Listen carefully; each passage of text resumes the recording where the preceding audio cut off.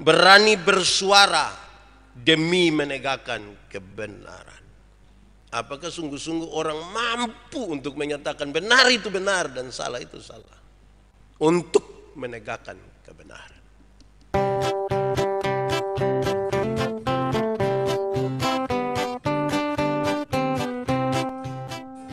Bapak Ibu Saudara-saudara, kita berdoa untuk pemberitaan firman Tuhan. Mari kita berdoa. Ya Tuhan Allah, kami mohon kepadamu, Tuhan tolong siapkan seluruh hati, hidup, dan apapun yang ada pada kami, supaya bisa menjadi tanah yang subur. Ketika firman-Mu diberitakan, biar bertumbuh dan berbuah di dalam hidup kami. Tuhan tolong jauhkan semua penggoda pencobaan, baik di dalam kami maupun yang ada di sekitar kami. Tuhan tolong supaya kemudian firman-Mu akan menjadi pelita bagi kaki kami, terang bagi jalan kami. Terima kasih banyak ya Bapa. Kami rindu pada firman-Mu. Berfirmanlah bagi kami Tuhan. Di dalam nama Yesus, firman yang hidup itu, kami berdoa. Amin. Bapak Ibu Saudara-saudara yang dikasihi dalam Tuhan Yesus, kesempatan hari ini di tema yang ditetapkan oleh Majelis Node Gemit adalah berani bersuara demi menegakkan kebenaran. Pembacaannya terambil dari Injil Lukas pasal 13 ayat 31 sampai ayat yang ke-35. Firman Tuhan berkata demikian, Yesus harus mati di Yerusalem, keluhan terhadap Yerusalem. Pada waktu itu datanglah beberapa orang Farisi dan berkata kepada Yesus, "Pergilah, tinggalkanlah tempat ini, karena Herodes hendak membunuh engkau." Jawab Yesus kepada mereka, "Pergi dan katakanlah kepada si serigala itu, aku mengusir setan dan menyembuhkan orang pada hari ini dan besok, dan pada hari ini dan pada hari yang ketiga aku akan selesai. Tetapi hari ini dan besok dan lusa aku harus menerus perjalananku, sebab tidaklah semestinya seorang nabi dibunuh kalau tidak di Yerusalem. Yerusalem, Yerusalem, engkau yang membunuh nabi-nabi dan melempari dengan batu orang-orang yang diutus kepadamu. Berkali-kali aku rindu mengumpulkan anak-anakmu, sama seperti induk ayam mengumpulkan anak-anaknya di bawah sayapnya. Tetapi kamu tidak mau. Sesungguhnya rumahmu ini akan ditinggalkan dan menjadi sunyi. Tetapi aku berkata kepadamu, kamu tidak akan melihat aku lagi, hingga pada saat kamu berkata, diberkatilah dia yang datang dalam nama Tuhan." Demikian firman Tuhan. Berbahagia setiap orang yang mendengar firman, memelihara dan melakukan dalam hidup setiap hari. Bapak Ibu Saudara-saudara, Shalom. Kuat sedikit, Shalom. Tema ini menarik bagi kita saudara-saudara, berani bersuara demi menegakkan kebenaran. Berani bersuara demi menegakkan kebenaran. Saya mulai dari dua catatan ini. Pertama, saudara, di televisi, di media sosial, saudara, kita temukan ada orang yang berkuar-kuar, ribut, protes, macam-macam. Itu waktu belum kena tangkap. Pas kena tangkap, layu, dia kayak langsung mati. Itu bagian pertama. Jadi bisa saja orang berteriak-teriak, katanya ini yang benar, yang itu salah. Tapi apa mungkin bisa bertanggungjawabkan? Belum tentu. Saya menemukan sejumlah orang, ketika masih ada di luar sistem itu dia ribut sekali, protes, kritik, segala macam. Itu waktu ada di luar sistem. Waktu menjadi bagian dari satu sistem, ternyata tidak bisa. Ini dua catatan awal mengantar kita. Apakah sungguh-sungguh orang mampu untuk menyatakan benar itu benar dan salah itu salah, untuk menegakkan kebenaran? Apalagi saudara tahu bahwa dunia sekarang kan makin terbuka. Pekerjaan sudah sulit lagi, baru kita tiba-tiba dapat pekerjaan. Wah, sudah ikut-ikut saja, salah benar sudahlah. Mau buat apa? Itu catatan awal. Lantas kita membaca bagian ini, saudara-saudara, Injil Lukas pasal 13 ayat 31 sampai ayat 35. Dimulai dari sebuah informasi yang menarik sekali. Informasi tentang beberapa orang Farisi datang kepada Tuhan Yesus. Minta Tuhan, menyingkirlah sedikit. Karena Herodes ingin membunuh engkau. Kita mendapatkan informasi selama ini seolah-olah kalau sebut Farisi itu yang ada dalam kita punya pikiran, Farisi itu selalu orang tidak baik. Mereka adalah orang-orang yang paham tentang kebenaran, tentang firman Tuhan, tetapi mereka tidak baik. Tapi bagian ini nih menarik, saudara. Saya ingatkan kita kembali, kaum Farisi adalah satu golongan dari para rabi dan ahli Taurat yang sangat berpengaruh. Mereka berpegang pada Taurat Musa dan pada adat istiadat nenek moyang. Seluruh hukum dan peraturan mereka taati secara mutlak. Itu orang-orang Farisi. Saudara-saudara, pembacaan ini menunjukkan bahwa ada orang Farisi yang baik, tapi ada juga orang Farisi yang jahat. Tidak semua orang jahat, ada juga orang baik. Dalam kelompok-kelompok tertentu tidak semua jahat, ada juga orang yang baik. Saudara-saudara, untuk setiap satu orang baik, untuk setiap satu orang baik, terdapat 6 orang yang jahat, 6 orang yang tidak baik dalam masyarakat itu, dalam kaum Farisi itu. Orang Yahudi sangat tahu bahwa kaum Farisi itu dapat dibagi dalam 7 golongan. Kenapa tadi saya bilang dari satu yang baik itu ada 6 di sekitarnya yang tidak baik. Saya kira ini sebuah ilustrasi bagi kita yang hidup hari ini. Digolongkan kira-kira begini, dibagi begini. Pertama, ada orang Farisi pundak. Orang Farisi pundak. Siapa mereka? Mereka itu membawa kemana-mana, ke sana kemari. Di atas pundak mereka perbuatan-perbuatan baik mereka untuk dipamerkan. Mereka disebut orang Farisi pundak. Tadi saya bilang ini juga ilustrasi bagi kita. Kita nih kalau bikin ame satu kebaikan itu, kadang-kadang kita mau seluruh dunia tahu. Kepingin begitu. Baru bagi ame ini, kasih orang susah dong ini, super mie 2 bungkus ini dia foto. Baru tulis, indahnya berbagi. Baik juga. Tapi motivasi yang serius tidak salah kalau foto. Jangan bilang aduh Pak Pendeta suruh kita jam foto, saya jangan lihat Pak Pendeta coba foto Tidak. Motivasinya. Jangan sampai kebaikan kita tuh kita kepingin supaya semua orang tahu di mana-mana. Dalam motivasi untuk kebanggaan diri sendiri, saya kira ini sebuah ilustrasi tentang kehidupan kaum Farisi pundak. Bawa kebaikan mereka. Itu kalau mereka bercerita selalu dulu tidak tahu. Yang itu untung. Itu hari kalau saya tidak ada. Nah itu. Ini Farisi. Di agape ada yang begitu kok tidak. Jangan omong. Nanti jadi susah itu.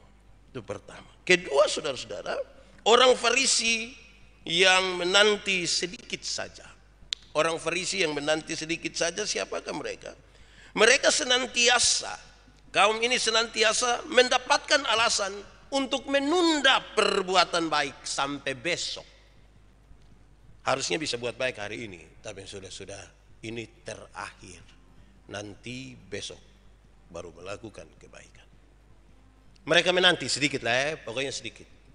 Masih marah kok? Ya, besok baru baik. Besok 15 baru baik. Nah, saudara-saudara, mau baik itu hari ini. Siapa tahu besok kita sudah tidak ada. Jangan menunda-nunda itu. Yang harus dilakukan hari ini, baiklah hari ini. Ini suka diet saya. Ada orang yang kita kasih makan dia bilang, tidak, saya diet. Makan sudah, batal ini hari sah. Dia bilang, oh iya, sudah. Icip-icip saya, icip-icip. Besok sudah tidak jadi lah. Nah, kayak begitu. Orang Farisi yang menanti. Kayak gitu, kira-kira begitu. Ketiga saudara-saudara, orang Farisi yang luka atau mengeluarkan darah. Orang Farisi yang luka atau mengeluarkan darah. Siapakah mereka saudara?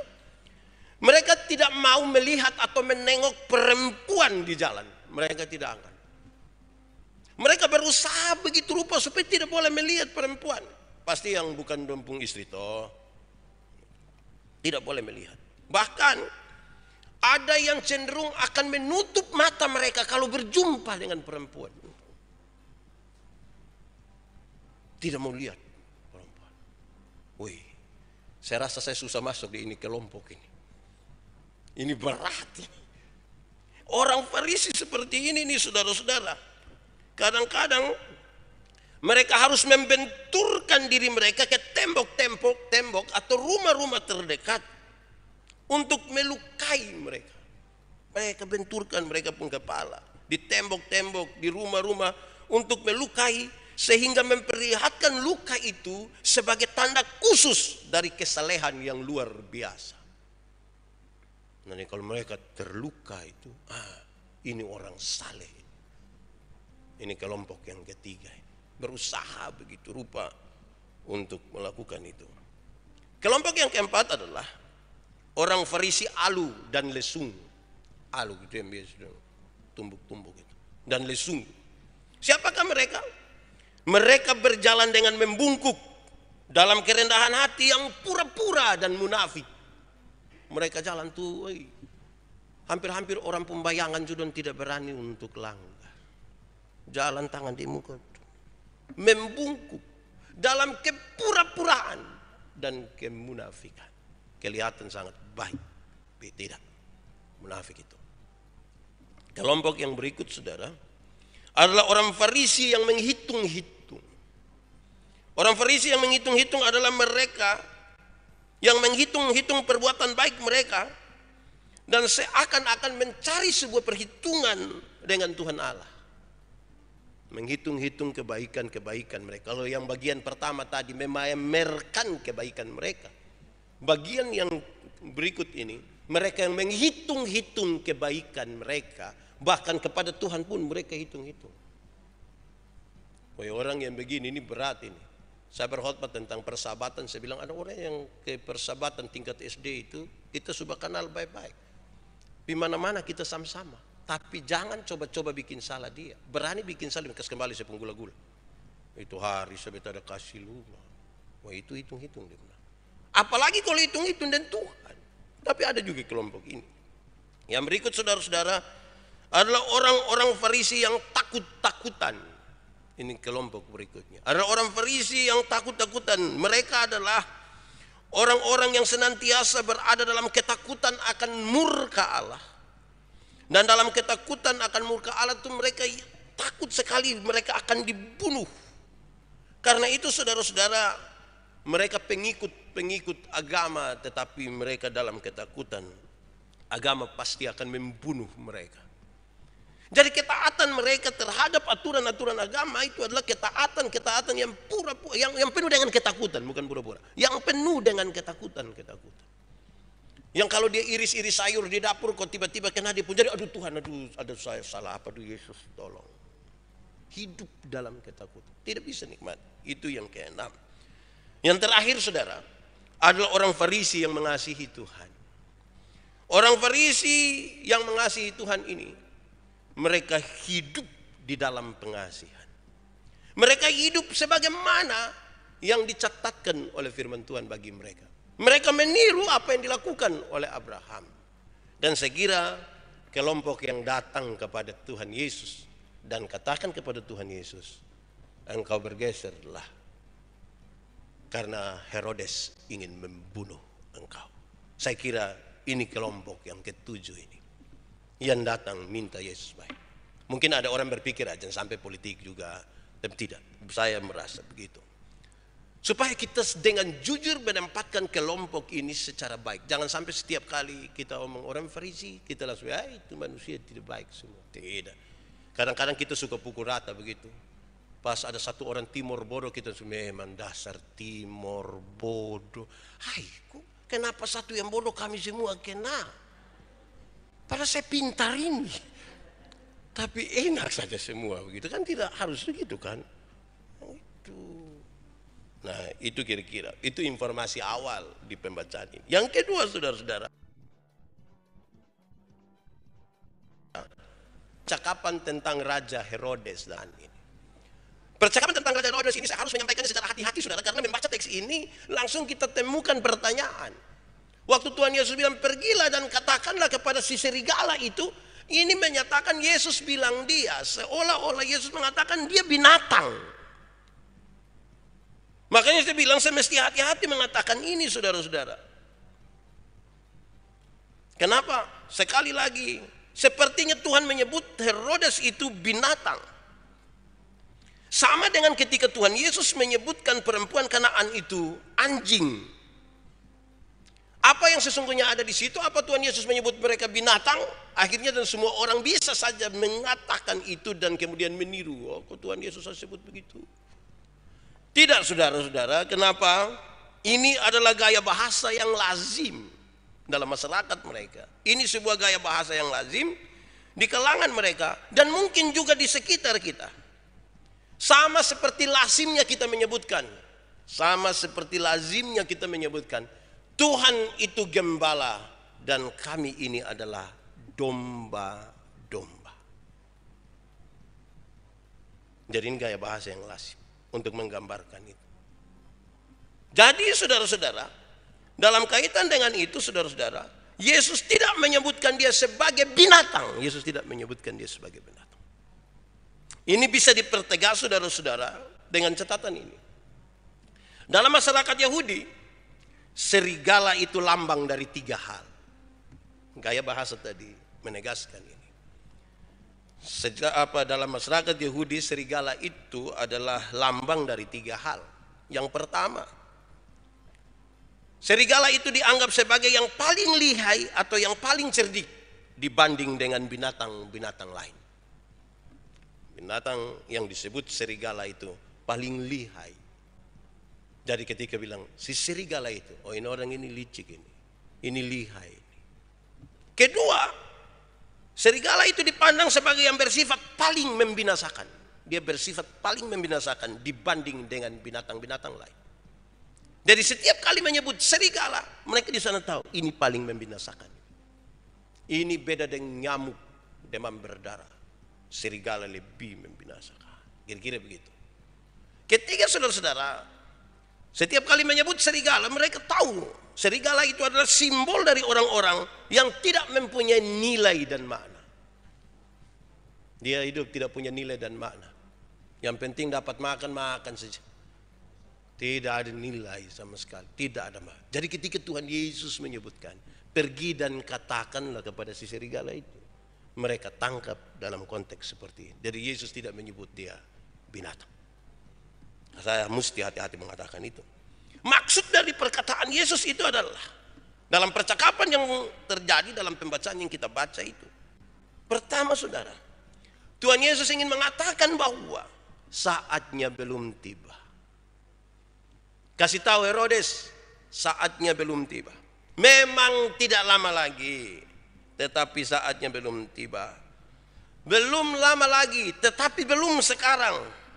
Dan Tuhan Yesus masih tetap akan melayani sampai menyelesaikan tugasnya. Dia akan tetap melayani, akan menyembuhkan orang sakit, akan mengusir setan sampai selesai tugasnya. Herodes boleh silakan, dia berencana untuk membunuh saya, tapi belum waktunya, belum. Kedua saudara-saudara, tempatnya bukan di Galilea. Pergi katakan kepada Herodes, tempatnya bukan di Galilea, wilayah Herodes, tapi tempatnya ada di Yerusalem. Yesus harus mati di Yerusalem, bukan di Galilea, di wilayah Herodes. Yesus harus mati di Yerusalem. Tidaklah semestinya seorang nabi dibunuh kalau tidak di Yerusalem. Artinya tidak dimanapun juga kecuali di Yerusalem. Apabila seorang nabi yang benar dibunuh, ia dihukum mati sebagai nabi palsu. Tidak ada yang bisa mengadili dan menghakimi dia selain para mahkamah agama, Sanhedrin, yang berkedudukan di Yerusalem. Mahkamah agama lokal di tempat-tempat lain tidak bisa menangani perkara ini. Dan karena itu jika seorang nabi dihukum mati, keputusannya harus dijatuhkan oleh mahkamah agama di Yerusalem. Pertama Tuhan mau kasih tahu sama Herodes, waktunya belum sekarang. Sudah tapi belum sekarang. Kedua dia bilang, kasih tahu dia, tempatnya nanti bukan di sini. Tempatnya nanti di Yerusalem. Saudara-saudara, yang ketiga, menarik sekali karena Tuhan ingin mengatakan kepada mereka semua bahwa yang paling penting itulah waktu yang ada itu dipakai untuk terus melayani. Terus melayani. Saya sebut sebagai yang penting karena jangan sampai kita berpikir waktunya terlalu sedikit dan tidak usah lagi melayani. Saya menyatakan ini untuk kita semua mengerti bahwa kalau sampai kemudian Tuhan Yesus harus mati di Yerusalem, itu memang betul-betul sesuatu yang telah digariskan sebagai bagian dari misinya untuk penyelamatan umat manusia. Jadi silakanlah Herodes berencana di situ, tapi tidak akan seperti yang dia nyatakan itu. Tidak akan. Tuhan Yesus sangat memahami apa yang menjadi bagian-bagiannya. Bagian yang ketiga dari pembacaan ini, saudara, adalah kata-kata Tuhan Yesus tentang Yerusalem. Dimulai dari sebuah duka cita, dimulai dari sebuah kesedihan. Ketika ia berbicara tentang dosa dari Yerusalem, kota suci itu. Sangat sedih. Yerusalem, Yerusalem. Yesus ingin mengatakan, tempat itu tempat di mana bait Allah berdiri. Tempat di mana orang-orang beragama, tetapi penuh dengan dosa dan kejahatan. Ini sebuah kesedihan yang Tuhan Yesus nampakkan dalam kata-katanya tentang Yerusalem. Yerusalem, Yerusalem. Ada bait Allah di situ. Disebut sebagai rumah Allah. Orang-orang beragama hidup di situ. Tapi penuh dengan dosa dan kejahatan. Kedua, saudara-saudara, manusia bukannya menyambut dan mendengar para nabi sebagai utusan Tuhan. Mereka yang tinggal di sana bukanlah menyambut para nabi sebagai utusan Tuhan, tetapi malah membunuh mereka, membunuh para nabi dan melempar mereka dengan batu. Tuhan Yesus menyatakan sesuatu yang luar biasa tentang kota ini. Ada utusan Tuhan, bukannya diterima, tapi malah dibunuh, malah dirajam sampai mati. Ketiga, saudara, Tuhan Yesus menyatakan bahwa dirinya sangat mengasihi manusia. Dia menunjukkan dirinya yang sangat rela menerima dan menghibur jiwa-jiwa yang hilang dan malang. Tuhan Yesus menyerahkan dirinya bagi mereka dalam perlindungannya. Berkali-kali aku rindu mengumpulkan anak-anakmu, sama seperti induk ayam mengumpulkan anak-anaknya di bawah sayapnya. Tuhan Yesus menyatakan tentang Yerusalem, dia kasih tahu dalam kerelaan yang penuh kasih, dia rindu untuk mengumpulkan anak-anaknya. Keempat, rumah yang ditinggalkan oleh Tuhan Yesus Kristus akan menjadi sepi dan sunyi. Rumah yang ditinggalkan oleh Tuhan Yesus akan menjadi sepi dan sunyi. Artinya, bait Allah meskipun dihiasi dengan begitu megahnya dan sering dikunjungi orang, bait Allah yang dihiasi dengan megah dan dikunjungi oleh banyak orang, akan menjadi sunyi begitu Kristus meninggalkan bait Allah itu. Bait Allah itu ada di tangan mereka. Dan kemungkinan besar mereka telah menjadikan bait Allah itu sebagai berhala saja. Karena Kristus tidak tinggal di dalam. Tempat di mana orang-orang berkumpul dan beribadah, dan kalau Tuhan tidak tinggal di situ, itu hanya tempat berhala. Yesus harus menjadi dasar di situ. Ini kata-kata Yesus tentang Yerusalem. Yang berikut, saudara, Tuhan Yesus menarik diri dari orang-orang yang mengusirnya. Mereka tidak akan dikumpulkan oleh Tuhan. Dan karena itu katanya, kamu tidak akan lagi melihat aku. Kamu tidak lagi akan mendengar tentang aku. Nanti pada waktu penghakiman, orang-orang berkata, diberkatilah dia yang datang. Baru di waktu itulah kamu akan sadar betapa bahagianya kamu bila bersama-sama orang-orang yang berkata demikian. Kamu akan melihatku sebagai Mesias. Ini kata-katanya. Saya kira di minggu ketiga ini, perayaan sengsara ini, kalau kita merenungkan bagian-bagian ini, kita bisa merasakan betul bagaimana sebuah dinamika yang menolong kita untuk memahami sebuah perjalanan yang tidak gampang bagi umat manusia. Itu pembacaan kita. Saudara-saudara, mari kita mengerucut kepada tema kita hari ini. Dari apa yang saya katakan panjang lebar tentang teks itu. Tema yang ditetapkan oleh Majelis Sinode adalah berani bersuara demi menyatakan kebenaran. Ini beberapa catatan yang mesti kita pakai ketika kita pulang dari sini demi menegakkan kebenaran. Pertama, orang yang berani menyatakan kebenaran itu, orang yang bicara untuk menegakkan kebenaran. Pertama, orang yang berani itu adalah orang yang tahu tempat, tahu masalah, dan tahu orang. Itu dia nama berani.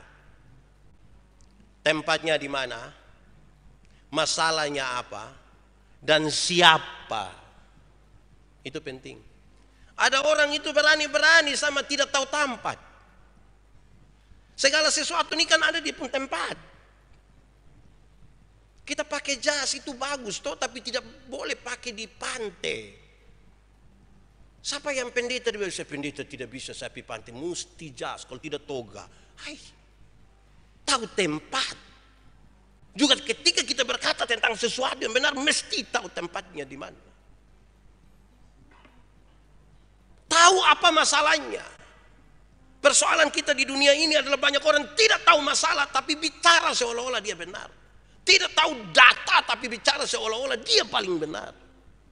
Untuk menegakkan kebenaran, tahu tempat, tahu dia penduduk persoalan. Jangan sampai satu orang demo, semua bangun demo, tanya bilang, kenapa demo? Pokoknya kita demo, Pak. Pokoknya apa? Tahu masalahnya. Yang ketiga, orangnya siapa? Ini kita lagi berhadapan deh siapa. Ini juga penting supaya tidak pukul rata toh. Kalau ada sesuatu, ada pimpinan yang salah misalnya, kan dia punya anak buah doyan salah. Atau apa, kita ingin mengkritisi sesuatu. Kadang-kadang kita taruh saja. Bayangkanlah saudara, yang paling gampang untuk dipahami dalam konteks orangnya siapa. Ini kita mesti tahu, ini kita bawa dengan orang timur toh. Oh iya, waktu bawa dengan orang timur, ya karena kita tahu dia orang timur, ya pakai bahasa timur. Bayangkan kalau saudara pergi ketemu orang timur dan saudara pakai bahasa Inggris semua. Wih, kan mengerikan. Thank you. Iya, thank you, maaf karena Pak. Fafineo itu bahaya itu. Saudara bisa bayangkan sekarang, kalau menyatakan yang benar, yang berani itu adalah orang yang tahu tempatnya di mana. Orang yang tahu masalahnya apa. Dan orang tahu kepada siapa dia bicara. Itu berani namanya. Itu dia nama berani. Kedua, berani itu berkaitan dengan bersuara dengan cara yang benar untuk mempengaruhi dengan benar. Bersuara dengan cara yang benar untuk mempengaruhi dengan benar. Kita maksud sesuatu yang kita pandang benar. Ini kan kita mau pengaruhi orang lain untuk dukung kita kan. Untuk pengaruhi orang lain untuk dukung kita. Itu caranya mesti benar. Caranya mesti dengan cara yang benar. Tidak dengan kata-kata kotor. Tidak dengan memaki. Tidak dengan menyebutkan orang binatang. Tidak menghasut. Tidak boleh menghasut. Dia di belakang seperti dia yang kipas-kipas kok, orang maju kok. Tidak begitu. Dan mengikuti prosedur. Segala sesuatu itu kan ada prosedur. Berbicara dengan benar, yang disebut berani itu bukan saja tadi tahu tempat, tahu masalah, tahu siapa, tetapi tahu cara yang benar. Menyampaikan dengan cara yang benar. Kadang-kadang kita ini orang NTT ini waktu rapat itu tidak apa-apa. Waktu interupsi itu kita sama kayak kerusuhan. Interupsi! Hai, kok mau membunuh dengan siapa di sini? Karena jadi cara yang benar. Mempengaruhi dengan cara yang benar. Saya kira kalau kita tahu masalahnya apa, kita tahu datanya seperti apa, orangnya seperti apa, mempengaruhi kan tidak susah. Tapi caranya benar. Itu nama berani. Tapi kalau kita menghasut saja dari belakang-belakang, itu dia pun nama penakut. Berani datang. yang saya omong di sini. Selesai. Itu berani namanya. Sekaligus juga saudara, dia berani mempertanggungjawabkan apa yang dia ucapkan. Pertanggungjawabkan ini banyak, risiko-risiko hukum, atau pertanggungjawabkan dengan data-data dan lain sebagainya. Itu cara benar. Ketiga, tidak menggalang kekuatan untuk menekan secara anarkis. Kepentingan saudara-saudara untuk berani bersuara demi menegakkan kebenaran, tidak mengumpulkan massa, tidak menggerakkan orang banyak-banyak untuk menekan secara anarkis. Tidak seperti itu saudara. Kenapa? Kita lihat banyak sekali ketika manusia banyak berkumpul, tidak bisa terkendali lagi, banyak orang merusak. Ini pemerintah dong bertanam pohon, pasang ini tiang listrik, dompi, patah buang, cabut buang. Tidak merusak, tidak menjara. Tidak menjara, tidak pakai kesempatan. Saya ingat waktu kerusuhan tahun 98. Wih, kami mahasiswa itu paling enak. Lewat tempat, dulu ada tempat Coca-Cola di sana. Wih, masing-masing pegang shot botol panjang begini. Rokok pegang. Ini dulu memang orang susah kalau demo ini begini sudah. Saudara-saudara, jangan pakai kesempatan itu untuk merusak, untuk menjara. Tuhan tidak setuju dengan itu. Benar itu benar saja, dengan cara yang benar. Tidak usah anarkis, tidak usah. Berikut saudara-saudara, bersuara yang benar itu saudara, berani, memang berani, tetapi tetap menjalankan tanggung jawab. Tetap menjalankan tanggung jawab. Jadi berani menyatakan, tapi tanggung jawab kita juga dijalankan. Artinya saudara, tidak memanfaatkan sesuatu untuk lari dari tanggung jawab. Dulu itu pas kerusuhan tahun 98, mahasiswa dong senang. Kenapa? Tidak kuliah 2 minggu. Senang ya. 2 minggu tidak kuliah, lantas senang. Itu bukan nama berani. Tanggung jawab tetap dijalankan. Bahwa kebenaran mesti dilaksanakan. Betul. Tuhan Yesus itu dia tetap menyatakan sesuatu. Dalam situasi yang sudah mulai rumit, dan tinggal sedikit waktu lagi, tanggung jawabnya tetap dia jalankan. Sampai tuntas, sampai selesai. Itu namanya berani. Itu namanya berani. Dalam tanggung jawab itu dia tidak tersinggung dengan segala hal. Tidak. Sampai tuntas. Selanjutnya saudara, bersuara dengan benar itu dibangun di atas kepedulian dan kasih. Itu berani itu. Kita mengungkapkan sebuah kebenaran itu dibangun di atas peduli dan kasih. Bukan pencitraan. Apalagi menarik keuntungan di situ. Bukan pencitraan. Tuhan Yesus menyatakan sesuatu dengan benar itu bukan pencitraan. Di atas kasih. Di atas kepedulian yang sungguh. Itu benar. Itu berani namanya. Kalau tidak saudara-saudara kita bersuara dengan benar, katanya ini benar, tapi sesungguhnya tidak. Kita menjual kemiskinan. Kadang-kadang kami bisa foto anak-anak kecil yang bermain bola kok ingus meleleh di sini. Terus kita bikin proposal, datang dapat 100 juta, yang 50 orang dapat, yang 50 ada di kita. Itu tarik keuntungan di benar. Benar itu benar saja. Terakhir saudara, bersuara dengan benar dan berani itu memberi solusi, memberi jalan keluar. Ini tidak benar, solusi saya ini, ya itu berani dia nama. Karena ada orang di dunia ini yang hanya merasa dirinya paling benar tanpa memberi solusi, menyalahkan semua orang tanpa mendengarkan. Boleh bersuara dengan benar itu betul-betul mesti dinyatakan dengan benar, betul-betul memberi solusi. Kita prihatin dengan ini masalah, toh kita mau dia menjadi baik. Lantas bukan saja mengkritisi itu, tapi saya mau kasih tahu ini yang jalan yang menurut saya paling baik dipakai ini. Silakan kita berdiskusi. Begitu. Itu dia nama berani. Tapi kalau mengkritisi tanpa memberi solusi, apalagi sekedar menakut-nakuti, kita telah mencitrakan diri kita sebagai yang paling benar. Kita merasa paling benar. Kita ini dalam kehidupan rumah tangga saja loh. Kenapa orang bertengkar di mana-mana, suami istri bertengkar? Kan semua rasa diri paling benar sudah. Istri rasa diri paling benar, suami rasa diri paling benar. Istri baru mau ngomong, lu diam. Berani satu kata lagi. Satu kata lagi kenapa? Tidak, pokoknya satu kata lagi saya. Ya saudara, kalau bersuara dengan benar itu kasih solusi apa? Jangan ribut tapi tidak ada solusi. Mau bikin apa? Saya kira ini tantangan serius bagi kita. Kenapa saudara-saudara? Kadang-kadang kita pun kondisi itu adalah ada sesuatu benar, tapi orang kan sudahlah, daripada cari masalah, sudah diam-diam sudah. Daripada berurusan lebih banyak, lebih baik diam-diam. Nah, sekiranya ini perenungan yang baik bagi kita di minggu ketiga, minggu sengsara ini. Renungkanlah dan biarlah itu kita pakai. Berani bersuara untuk menegakkan kebenaran. Itu menjadi pergumulan kita di minggu sengsara yang ketiga. Selamat berjuang bagi kebenaran.